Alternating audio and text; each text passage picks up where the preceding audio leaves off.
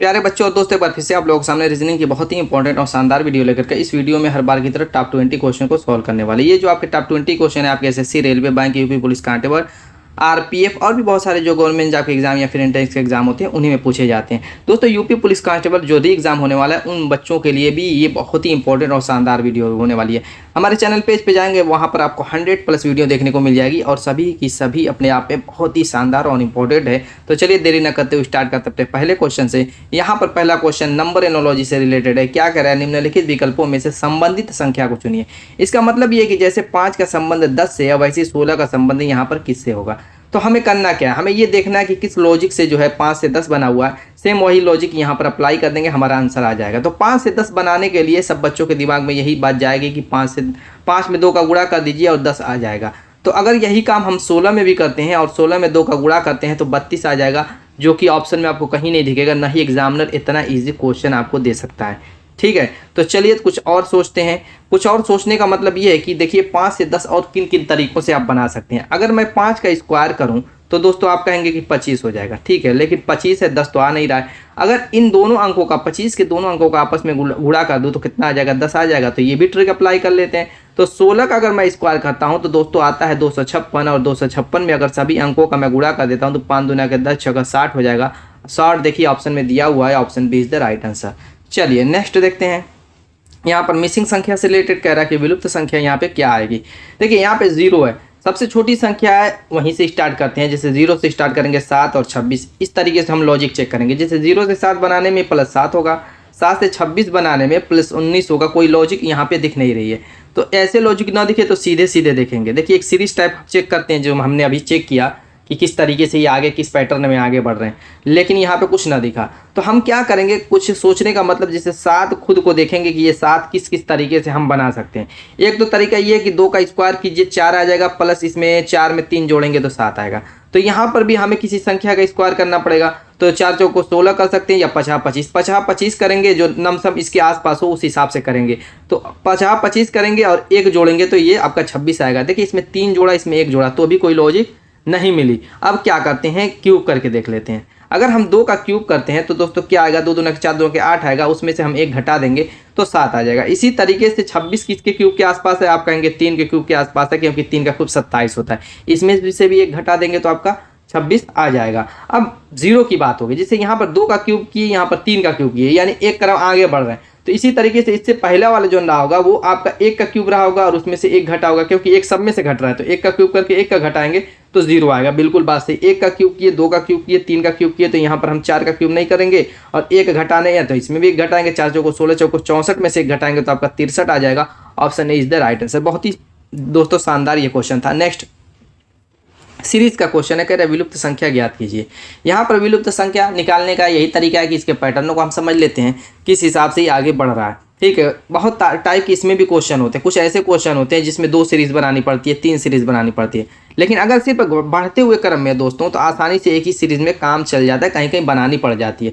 तो जो जैसा क्वेश्चन रहेगा उस हिसाब से हम सोचेंगे। फिलहाल यहाँ पर देखते हैं क्या हो रहा है। जैसे 11 से 13 हो रहा है तो हम यहाँ पर देंगे कि +2 हो रहा है। 13 से 17 हो रहा है तो +4 हो रहा है। 17 से 19 हो रहा है तो +2 हो रहा है। 19 से 23 हो रहा है तो +4 हो रहा है और 23 से 25 में +2 हो रहा है। यानी कि +2 +4 +2 +4 इस तरीके से आगे बढ़ रहे हैं। इसका मतलब नेक्स्ट में +4 ही होगा, क्योंकि 2 4 2 4 2 4 इस हिसाब से बढ़ रहा है। तो 25 4 29 हो जाएगा। Option B is the right answer. Clear. Next यहाँ पर दोस्तों देखिए फिगर से रिलेटेड क्वेश्चन इस टाइप का हो या और भी बहुत टाइप के होते हैं क्वेश्चन, जरूर एग्जाम में पूछता है। ये तो अपने दिमाग में बैठा लीजिए। किस टाइप का पूछेगा ये कंफर्म नहीं है, लेकिन पूछेगा जरूर। कोई भी पूछेगा जरूर हर एग्जाम में। वो एसएससी का, रेलवे का या यूपी पुलिस कांस्टेबल, किसी भी एग्जाम का पेपर उठा करके देख लेंगे प्रीवियस ईयर का, तो पूछा जरूर है। चलिए यहाँ पर देखते हैं क्या कह रहा है। जैसे कह रहा है कि पहले फिगर का संबंध दूसरे से है, वैसे तीसरे का संबंध चौथे से कैसे होगा।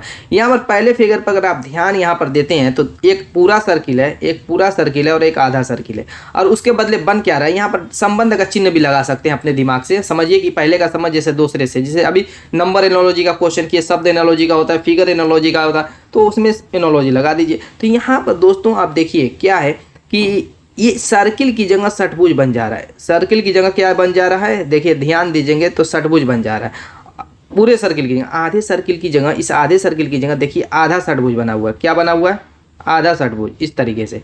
तो सेम लॉजिक यहाँ पर वही अप्लाई करनी है। तो पूरा सर्किल बाहर बाहर गया तो पूरा सर्किल यहाँ पर दिख रहा है, तो उसकी जगह पर हम क्या करेंगे, षटभुज बना देंगे। पूरा पूरा दिया हुआ है तो पूरा बनाएंगे। उसके बाद उसके अंदर एक जो आधा सर्किल बड़ा वाला जो दिख रहा है उसके बदले हम थोड़ा सा बड़ा वाला इस तरीके से आधा षटभुज बनाएंगे। फिर एक तो उसके नीचे ऐसे उल्टी दिशा में जो है आपका छोटा सर्किल दिया हुआ, तो उसके बदले हम इस तरीके से उल्टी दिशा में छोटा सर्किल बना देंगे, छोटा षटभुज बना देंगे आधा वाला। ठीक है, इतना क्लियर हो गया। इस टाइप का फिगर बनेगा। और इस टाइप का फिगर ऑप्शन में देखिए ये तो है नहीं क्योंकि बाहर वाला सर्किल है, इसके अंदर सर्किल रह गया, चेंज नहीं हुआ, इसके अंदर भी सर्किल रह गया, ये भी चेंज नहीं हुआ। ये ठीक है चेंज हुआ है लेकिन इसका डायरेक्शन गलत है, ये जो है इसको उल्टा घुमा दिया है, और ये आपका बिल्कुल परफेक्ट है। Option is the right answer. Clear. Next question क्या कह रहा है कि निम्नलिखित चित्र में त्रिभुज की संख्या ज्ञात कीजिए। इसमें त्रिभुज की संख्या निकालिए। हमें करना दोस्तों क्या रहता है, देखिए जब भी ऐसा फिगर दिया रहे, इस तरीके का वर्ग टाइप या आयत टाइप बना करके उसके विकर्ण को मिला दे, विकर्ण को मिला दे, या फिर जो है इस तरीके से बीच में डिवाइड कर दें, यानी कि केंद्र से होकर के रेखाएं जाएं इस तरीके से, और त्रिभुज का निर्माण करें। ये रेखाएं क्या हो, त्रिभुज का निर्माण करें और पूछे कि इसमें कितने त्रिभुज है, तो हमें नंबरिंग कर देनी, 1 2 3 4 5 6 7 8, जितनी भी रहें, जितने भी पार्ट में डिवाइड हो जाए उससे फर्क नहीं पड़ता। इस तरीके से नंबर कीजिए। जो सबसे मैक्सिमम नंबर है 8 है, उसका सिर्फ दूना कर दीजिए, 8 दूना 16, बस हो गया आंसर।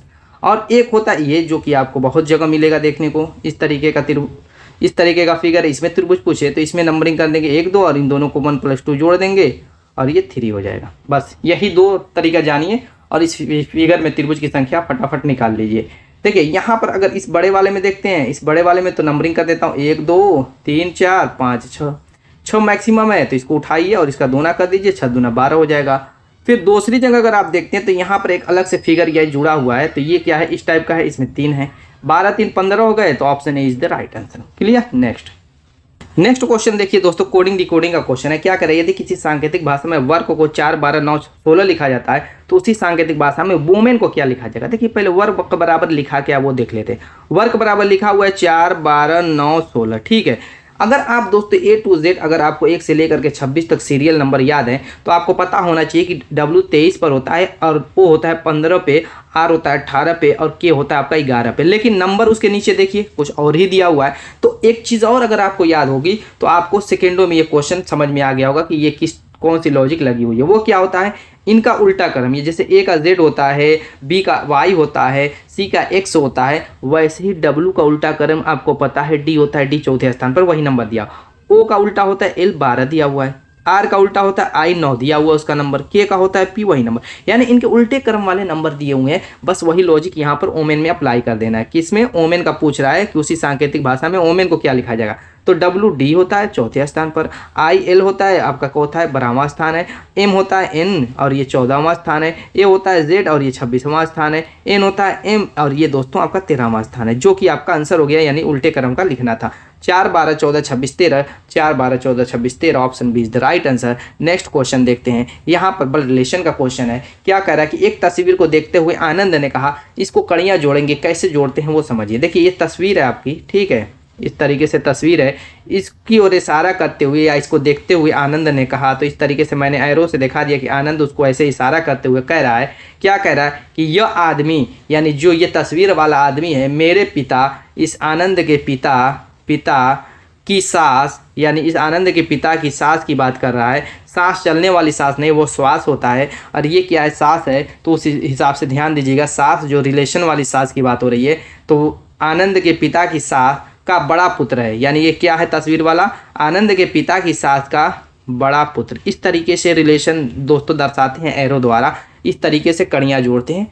तो आगे क्या कह रहा है, आनंद की माँ का इस आदमी से क्या संबंध है। अब कह रहा है कि आनंद की माँ का, मान लीजिए आनंद की माँ है जो, उसका कह रहा है कि इस आदमी से क्या संबंध है। चलिए इस एरो से कैसे इस रिलेशन को निकालते हैं सेकेंडों में। पहले जो चीज़ पूछे उसको अपने आप पे दर्शाइए। जैसे आनंद आप खुद हैं, ठीक है, आनंद आप खुद हैं, तो आपके पिता की जो सास होगी वो आपकी क्या लगेगी, आप कहेंगे कि वो तो हमारी नानी लगेगी। और उसका बड़ा पुत्र हो या छोटा पुत्र है वो आपका क्या लगेगा, आप कहेंगे कि वो तो हमारा मामा लगेगा। अब बताइए आपकी माँ का आपका मामा क्या लगेगा, आप कहेंगे वो तो भाई लगेगा। यानी आपकी माँ उसकी जो है मामा की क्या लगेगी, आप कहेंगे बहन लगेगी। तो यही पूछ रहा है कि आपकी माँ उस तस्वीर वाले की क्या लगती है, तो बहन लगती है। क्या लगती है दोस्तों, बहन लगती है। Option A is the right answer. Clear. Next दिशा और दूरी का क्वेश्चन। देखिए दिशा और दूरी में मैं बता दूं चार पहले दिशाओं के बारे में जान लेते हैं। दाईं साइड पूरब होता है, बाईं साइड पश्चिम होता है, नीचे दक्षिण होता है, आपका ऊपर उत्तर होता है।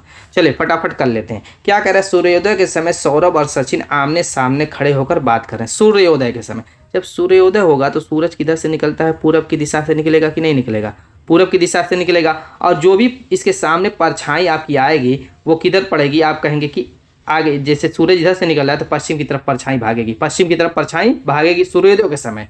सूर्योदय के समय परछाई की तरफ भागेगी पश्चिम साइड। तो इस सारी चीज़ों को ध्यान में रखना क्योंकि ये परछाई से ही रिलेटेड क्वेश्चन है। आगे कह रहा है सौरभ की परछाई सचिन के बाईं ओर पड़ रही है। सौरभ की परछाई सचिन के बाईं ओर। अब हमें ये नहीं पता कि सचिन और सौरभ आमने सामने खड़े हैं तो किस तरीके से खड़े हैं। अगर पूरब पश्चिम खड़े हैं तो भी आमने सामने होंगे, लेकिन अगर इनकी परछाई पड़ती है तो इसकी परछाई इधर पड़ेगी, यानी कि ये जो बंदा होगा इसके आगे, और इसकी परछाई पड़ेगी तो इसके खुद के पीछे पड़ेगी, किसी के दाएं बाएं पड़ेगी नहीं, यानी मामला फेल मार रहा है। फेल मार रहा है तो इसको पूरब पश्चिम न खड़ा करके उत्तर दक्षिण खड़ा कीजिए। जब उत्तर दक्षिण खड़ा करेंगे तो इसकी परछाई भी इधर होगी, इसकी परछाई भी इधर होगी।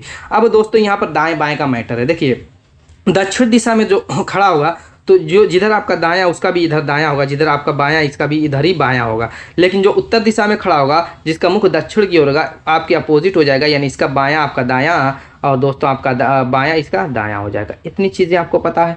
अब यहाँ से देखेंगे कि किसकी परछाई किसके बाएं ओर पड़ रही है। देखिए इसकी परछाई होगी इसके अपोजिट में इसके दाएं ओर पड़ेगी, यानी कि इसकी जो परछाई होगी इसकी सापेक्ष में बाएं ओर पड़ेगी। तो क्या कह रहा है, सौरभ की परछाई सचिन के बाएं ओर पड़ रही है, यानी कि इस बंदे को हम क्या मानेंगे, इस बंदे को क्योंकि सचिन मानेंगे, नीचे वाले को। क्यों मैं इसको सचिन मान रहा हूँ, क्योंकि ये जो सौरभ, अगर इसको मैं मानता हूँ ऊपर वाले को सौरभ मानता हूँ, इसकी परछाई इस दिशा में पड़ रही है, इस दिशा में, ठीक है, इस दिशा में पड़ेगी, ठीक है। और ये जो दिशा होगी इस सौरभ का बायां हिस्सा इधर ही है, तो सचिन का बायां हिस्सा किधर है, इधर है, जिधर परछाइयाँ पड़ रही हैं। तो इस हिसाब से सचिन को हम क्या करेंगे, नीचे वाली स्थिति में लेंगे, और सौरभ को क्या करेंगे, उत्तर वाली स्थिति में यानी ऊपर वाली स्थिति में लेंगे। क्योंकि अगर यहाँ से देखते हैं सचिन को अगर हम ऊपर ले लेते हैं और सौरभ को नीचे, तो ये सचिन का दाहिना हिस्सा हो जाएगा, इधर इधर जिधर परछाई पड़ेगी। तो क्वेश्चन के अनुसार वो फेल मार जाएगा। तो सौरभ को ऊपर लेंगे, सचिन को नीचे लेंगे। इस कंडीशन में सौरभ की परछाई सचिन के बाईं ओर पड़ेगी। इतनी चीज़ समझ में आ गई। थोड़ा सा जटिल क्वेश्चन था, बस समझने की ज़रूरत थी इसको, तो थोड़ा सी इसीलिए टाइम ले लिया। क्या कह रहा है आगे, तो सौरभ का चेहरा किस दिशा की ओर, तो सौरभ को हमने उत्तर दिशा की ओर खड़ा किया है, लेकिन ये क्या है, सचिन की ओर देख रहा है, और सचिन किस दिशा में, दक्षिण दिशा में। तो सौरभ का चेहरा दक्षिण की तरह, option D is the right answer. Next Venn diagram का क्वेश्चन है। क्या कह रहा है, डॉक्टर रोगी मनुष्य। देखिए 3 नाम है, आपको पता है कि 3 सर्किल ले लेंगे, 3 सर्किल ले लेंगे। पहले डॉक्टर रोगी में संबंध देखेंगे, तो आप कहेंगे कि डॉक्टर रोगी में कोई संबंध नहीं होता।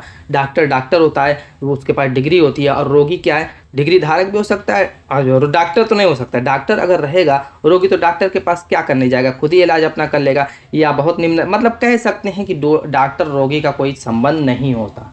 ठीक है, इतना क्लियर है, समझ में आ रही है मेरी बात। चलिए अब मनुष्य, लेकिन दोनों तो मनुष्य होते हैं, तो इन दोनों को क्या करेंगे, ये मनुष्य वाला बड़ा वाला डायग्राम क्या करेंगे, डॉक्टर रोगी को अंदर उसके डाल देंगे। क्लियर बात समझ में आ गई, तो option A is the right answer. तो इस तरीके से डायग्राम को समझते हैं, ठीक है। और इस तरह कुछ क्वेश्चन ऐसे होते हैं थोड़ा सा कन्फ्यूजन वाले होते हैं, तो उस टाइप के क्वेश्चन भी नेक्स्ट वीडियो में लेकर के आऊँगा। नेक्स्ट क्वेश्चन यहाँ पर क्या करें, अंग्रेजी वर्णमाला में आपके बाएं से 17वें अक्षर के बाएं 7वां अक्षर कौन सा होगा। पहले अंग्रेजी वर्णमाला अगर आप लिखते हैं ABCD डा XYZ, तो दोस्तों मुझको बताइए आपका दायां किधर है, दायां इधर है, तो आप इसको दायां इधर ही मानिए। बायां इधर है तो बायां इधर मानिए, ठीक है। जिधर आपका दायां दायां मानिए, जिधर आपका बायां उधर बायां मान लीजिए। तो वही कह रहा है कि अंग्रेजी वर्णमाला में आपके बाएं से 17वें अक्षर आपका बायां, तो आपका बायां इधर था, आपके बाएं से 17वां अक्षर, यानी इस दिशा में हमें जाना है और 17वें अक्षर पे चले जाना है, और 17वें अक्षर क्यों होता है, ठीक। उसके बाद कह रहा है 17वें अक्षर के बाएं, अब इस 17वें अक्षर के बाएं इधर जाएंगे हम। अब इस क्यू के बायां जो होगा, जिधर बायां लिखा है उस डायरेक्शन में हम जाएंगे। तो 17वें अक्षर के बाएं 7वां अक्षर पूछ रहा है। अब इधर से जब 7 अक्षर हम इधर जाएंगे तो इस 17 में से 7 माइनस हो जाएगा, यानी हो जाएगा 10वीं पोजीशन पे हम पहुंच जाएंगे। ठीक है, समझ में आ गई। 17 में से क्या करेंगे, 7 अक्षर इधर जाएंगे, तो 17 में से 7 को घटाएंगे, यानी 10वें पे पहुंच जाएंगे। तो कह रहा है कि कौन सा होगा, कौन सा अक्षर होगा, तो 10वीं पोजीशन पे जे होता है। बस option 4 is the right answer. आपको नंबरिंग याद है दोस्तों, तो ऐसे क्वेश्चन आप चुटकियाँ में चुटकाने भर में कर लेंगे। नेक्स्ट देखते हैं क्या कह रहा है। कह रहा दिए गए विकल्प शब्दों वैकल्पिक शब्दों में से उस शब्द को चुनिए जो दिए गए मूल शब्द के अक्षरों से नहीं बनाया जा सकता, यानी इससे नहीं बनाया जा सकता। इनमें जो इनडिटर्मिनेट जो लिखा हुआ है, इनडिटर्मिनेट, इसमें INDETERMINATE जो लिखा हुआ है, इसकी हेल्प से कुछ ना कुछ उसमें अलग होगा। ठीक है, चलिए ढूंढते हैं। जैसे डिटरमाइन में अगर देखें तो टोटल DETERMIN टोटल इसमें का है। इसी तरीके से रिमाइंडर में भी टोटल दिख रहा है। और एक चीज़ हमेशा ध्यान रखिएगा, देखिए जैसे ई यहाँ पर एक दिख रहा है, ई यहाँ पर एक दिख रहा है, एक 3 ठो ई है ना, तो अगर कुछ भी बनेगा, जैसे यहाँ पर डिटरमाइन में देखें तो 3 ई है, अगर 4 ई रहेगा, एक एक्स्ट्रा ई हो जाएगा तो वो नहीं बन पाएगा। देखिए 3 ई है, 2 ई रहेगा तो चलेगा, 1 ई रहेगा चलेगा, लेकिन 4 ई हो जाएगा तो नहीं चलेगा। जितना इसमें होना चाहिए उतना ही मिल करके बनना चाहिए, एक्स्ट्रा नहीं होना चाहिए। एक्स्ट्रा होगा तो फेल मार जाएगा, कम रहेगा चलेगा, ज़्यादा नहीं चलेगा बस। अब यहाँ पर रिट्यून में देखिए, रिटेन्यू में देखेंगे तो रिटेन्यू में मुझको यू नहीं दिख रहा है, इनडिटर्मिनेट में यू नहीं दिख रहा है, यानी ऑप्शन 3 ऐसा है जो कि इनके अक्षरों से नहीं बनाया जा सकता। Option 3 is the right answer. Clear. Next यहाँ पर क्या कह रहा है, दिए गए वैकल्पिक शब्दों में संबंधित शब्दों को चुनिए। थर्मामीटर का संबंध कह रहा है जैसे तापमान से, वैसे कार्डियोग्राफ का संबंध किससे होगा। थर्मामीटर आप जानते हैं जो है पैमाना होता है, यंत्र होता है जिसकी हेल्प से हम क्या नापते हैं, तापमान। वैसे कार्डियोग्राफ भी एक उसी टाइप का यंत्र ही होता है, लेकिन वो क्या मापने के काम आता है वो आपको बताना है। हृदय गति, भूकंप की तीव्रता, दूध की शुद्धता या चाल। बताइए फटाफट, कमेंट कीजिए इसका आंसर। तो दोस्तों यहाँ पर मैं बता देता हूँ, आप चेक कर लीजिए आपने जो सोचा है, हृदय गति अगर सोचा है तो बिल्कुल सही सोचा है। नेक्स्ट यहाँ पर क्या है, मिसिंग संख्या और मिसिंग अल्फ़ाबेट दोनों चीज़ें मिस किया हुआ है। तो सबसे पहले हम संख्या को निकालते हैं इसके बीच से। देखिए 3 है, यहाँ पर 6, यहाँ पे 12, यहाँ पे 24 है, तो इनको निकाल करके एक सीरीज़ हम बना लेंगे। किस टाइप की बन रही है वो चेक कर लेंगे। जैसे यहाँ पर फिर मिसिंग है, यहाँ पर देखेंगे 3 से 6 बन रहा है, 3 दूना के 6, 6 से 12 बन रहा है, 6 दूना 12, 12 से 24 बन रहा है, 12 दूना 24। और नेक्स्ट क्या आएगा, 2 का इसमें भी गुणा हो जाएगा, 24 दूना 48 हो जाएगा। तो बीच में जिसके संख्या वाला 48 उसको लेंगे, बाकी को कट कर दीजिए। अब इनमें कौन आएगा वो देखना है, तो इसके लिए हम क्या करेंगे, यहाँ पर अगर देखते हैं तो B है, उसके बाद C है, उसके बाद D है, उसके बाद E है। दोस्तों ये भी सीरियल क्रम है, B C D E, next F आ जाएगा, यानी कि F48 आपका। नेक्स्ट हमें पता नहीं है, F48 ऑप्शन में सिर्फ एक जगह दिख रहा है, तो इसी पे आप टिक लगाएंगे, बाकी फालतू का कोई काम नहीं करेंगे कि हम आगे का भी चेक कर लें। नहीं, ऐसी गलती मत कीजिएगा। ऑप्शन में मिल गया तो दोस्तों वहीं से निपटाइएगा और आगे बढ़ जाइएगा, हमें टाइम बचाना है। क्लियर। बाकी तो आप चेक कर ही लेंगे कि लास्ट में एक साथ है कि नहीं, तो उसकी भी उसी हिसाब से पैटर्न अपना चेक कर लीजिएगा। क्लियर। नेक्स्ट हम यहाँ पर देखिए, यहाँ पर भी यहाँ पर मिस कर दिया है, कह रहा है कि XLP का संबंध जैसे COK से है, वैसे MDV का संबंध यहाँ पर किससे होगा। देखिए यहाँ पर XLP दिया हुआ, उसकी जगह पर COK बना हुआ है। तो यहाँ पर अगर आपको उल्टा क्रम याद है, देखिए कई क्वेश्चन उल्टे क्रम वाला मैं इसमें करा रहा हूँ, ठीक है, तो ये भी उल्टे क्रम से ही रिलेटेड है। तो अगर आपको याद होगा तो आप तुरंत पहचान जाएंगे कि यहाँ पे कौन सी लॉजिक लगी हुई है, क्योंकि X का उल्टा C होता है, L का उल्टा O होता है, P का उल्टा K होता है।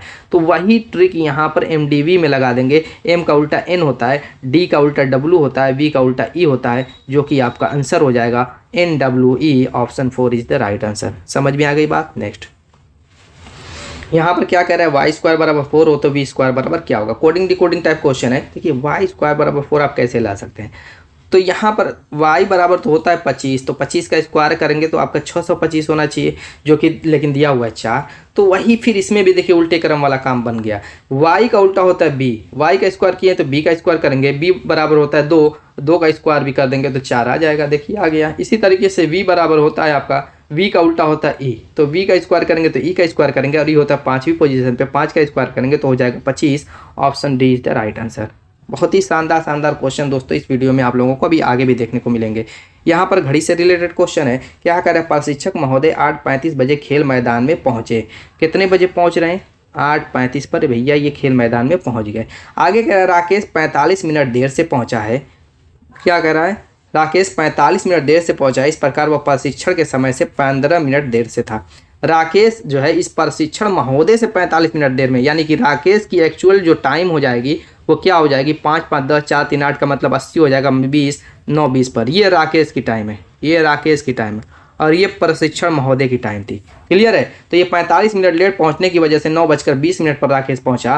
कह रहा कि इस प्रकार वो प्रशिक्षण के समय से 15 मिनट देर से पहुंचा, यानी कि वो 15 मिनट लेट हो गया, यानी उसको पहुंचना कितने बजे चाहिए था, 9:05 पर। यानी प्रशिक्षण का जो समय था वो 9:05 था और वो पहुंचा है 9:20 पर। तो दोस्तों क्या कह रहा है कि बताएं कि प्रशिक्षक महोदय निर्धारित समय से कितने मिनट पहले पहुंच गए।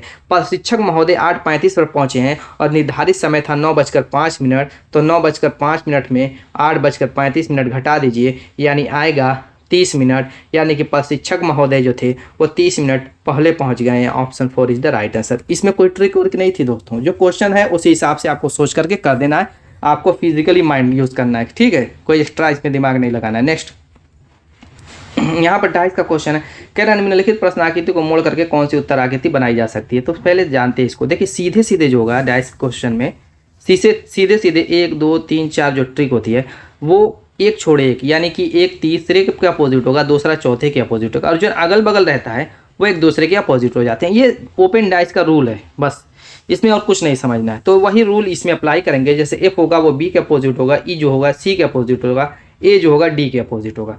अब दोस्तों जो जिसके अपोजिट होगा वो कभी भी उसके बगल वाले फेस पे नहीं आ सकता। तो वही कह रहा है निम्नलिखित प्रश्न आकृति को मोड़ करके कौन सी उत्तर आकृति बनाई जा सकती है। तो हम ऑप्शन से चेक करेंगे कि कौन सी बनाई जा सकती है। जैसे यहाँ पर पहले ऑप्शन में एफ यहाँ पर दिख रहा है, तो एफ के बगल में बी नहीं हो सकता, क्योंकि बी जो है एफ के अपोजिट है। देखिए ऊपर वाले फिगर में मैंने जो दर्शाया, तो ये नहीं बनेगा। इसी तरीके से यहाँ पर एफ दिया हुआ है तो इसके बगल में बी नहीं हो सकता, ठीक है। ई यहाँ पर दिया हुआ है तो उसके बगल में सी नहीं हो सकता, क्योंकि सी उसके अपोजिट, ये भी ठीक है।